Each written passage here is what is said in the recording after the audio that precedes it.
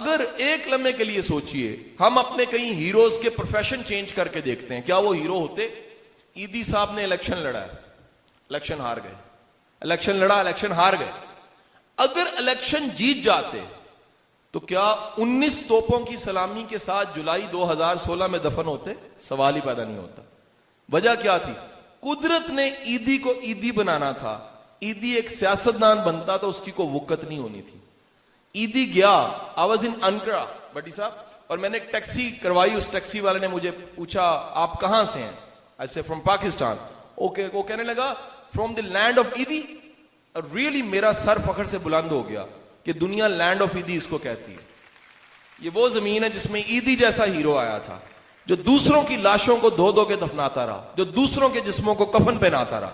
लोग भाई अपने बाप को नहीं पहना सकते, किसी के जिस्म को कफन पहनाना बड़ा मुश्किल काम है, किसी के लिपालक बच्चे को पालना बड़ा मुश्किल काम है, किसी के मुंह में रोटी डालना बड़ा मुश्किल काम है, किसी की डेड बॉडी को उसके आबाई गांव तक पहुंचाना बड़ा काम है। मानिए ना मानिए, ये काम बंदा हौसले से कर सकता है। ईदी साहब कहा करते थे बड़े काम वसाइल से नहीं होते, बड़े काम जज्बे से होते हैं, और जज्बे ना हो तो फिर वसाइल के बावजूद भी बंदा बड़ा काम नहीं कर सकता। आपके ख्याल में ये हमारे जो बड़े बड़े हुक्मरान है, मैं सियासी बात नहीं, मैं अकली बात करने लगा माफी के साथ, ये मुझे माफ कीजिएगा, मैं पॉलिटिकल बंदा नहीं, लेकिन मैं एक एक्टिव सिटीजन के तौर पे अपना बयान तो रिकॉर्ड करवा सकता हूं। इतने इतने बड़े सियासतदान जिनको लगता है ऐसे क़यामत तक रहने का प्लान है, क़यामत तक वो रहना चाहते हैं कि जब तक क़यामत नहीं आएगी वो रायवंड में बैठे रहेंगे। मिसाल दे रहा हूं सिर्फ, लगता है ऐसे। और जब हम उनका जुमला सुनते हैं मुझे क्यों निकाला, तो शर्म आती है यार कि मरना नहीं है, दुनिया से जाना नहीं है, बस कर दो यार, ये जीने दो, सांस लेने दो। कब तक हम सिर्फ गली की नाली पे वोट डालेंगे बेटा? कब तक सिर्फ गटर के ढक्कन पे वोट डालेंगे? खुदा के लिए आने वाले 50 सालों को सोचिए। 1925 में न्यूयॉर्क में पार्किंग प्लाजा बन रहे थे और मेरे जैसे बेवकूफ खड़े होके कहते थे यहां पार्किंग प्लाजा बनने की जरूरत नहीं है। 1925 में क्यों? 25 गाड़ियां थी न्यूयॉर्क में, 25 गाड़ियां, और पार्किंग प्लाजा बन रहे थे। और स्टेट पता क्या कहती थी? स्टेट कहती थी हम गाड़ियों के प्लाजे 100 साल बाद के लिए बना रहे हैं। ये नेशंस की प्लानिंग है। आज अमेरिका सुपर पावर है, they have a plan of 100 years, 100 सालों तक का। हमारी बेटा आंख इलेक्शन से आगे नहीं जाती। खुदा के लिए हमें सोचना है कि अगर हमने, यह भी पछतावा होगा, खुदा की कसम मैं आप सबको कह रहा हूं पाकिस्तानियों, यह भी पछतावा होगा कि हम मरने लगेंगे तो हमारे भी दिल में ख्याल आएगा हमने झूठ बोला है, हमने डंडी मारी है, हमने मुल्क के लिए कुछ नहीं किया। मैं बड़े बड़े लोगों से, ब्यूरोक्रेटों से पूछता हूं, यार आपने मुल्क के लिए, नौकरी करना आसान काम है, कुर्बानी देना मुश्किल काम है, अपना आप काट के मुल्क को देना बड़ा मुश्किल काम है। सो खुदारा हम क्यों ना सब मिलके आज इस बड़े पंडाल में, मजमे में एक डेफिनेशन चेंज कर दें। वो डेफिनेशन क्या है? सिर्फ बड़ी गाड़ी वाला बड़ा नहीं होता, आगे पीछे स्क्वाड अगर गनमैन होते हैं बड़ा नहीं होता, नीली बत्ती सिर्फ होती है बड़ा नहीं होता, बंगला बड़ा होता है तो बड़ा नहीं होता, जमीनें होती हैं तो बड़ा नहीं होता। भाई जो किरदार का बड़ा नहीं है वो नहीं है बड़ा, जो इखलाक का बड़ा नहीं है वो नहीं है बड़ा, जो वादा पूरा नहीं कर सकता वो नहीं है बड़ा, जो माफ नहीं कर सकता वो नहीं है बड़ा। क्योंकि इस कायनात का सबसे बड़ा इंसान मेरा रसूल था। जाके उनका किरदार देख लीजिए। आप चटाई पे बैठ के रोटी खा रहे हैं, आप सादा जिंदगी गुजार रहे हैं, लेकिन कायनात के बादशाहों को आपके कदमों की मिट्टी पे निसार किया जा सकता है। यह है मेरा रसूल।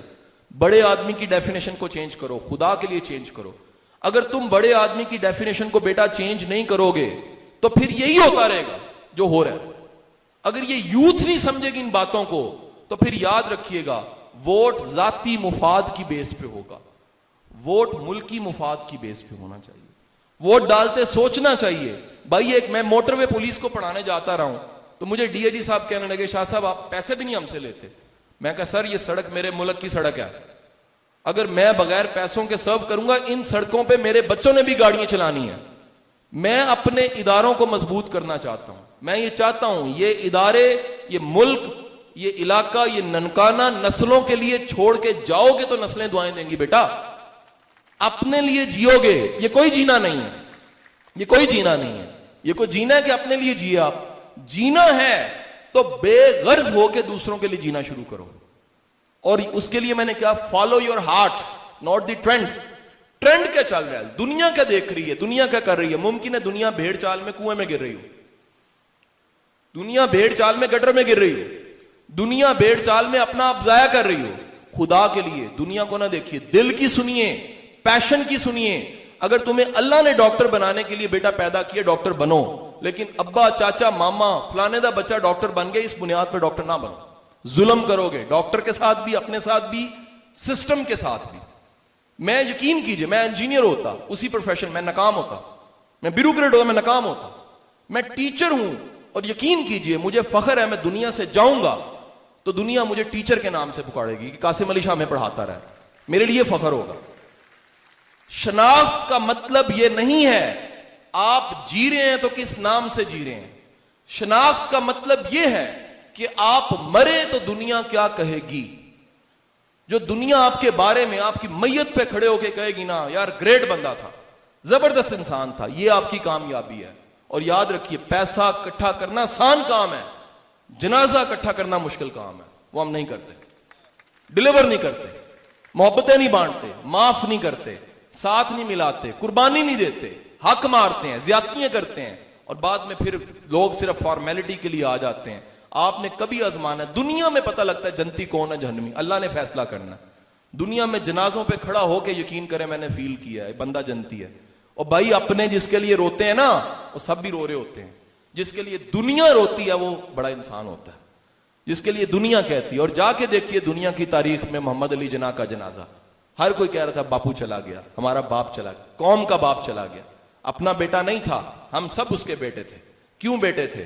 जो अपने यानी नेशन के लिए जीता है वो बड़ा इंसान होता है।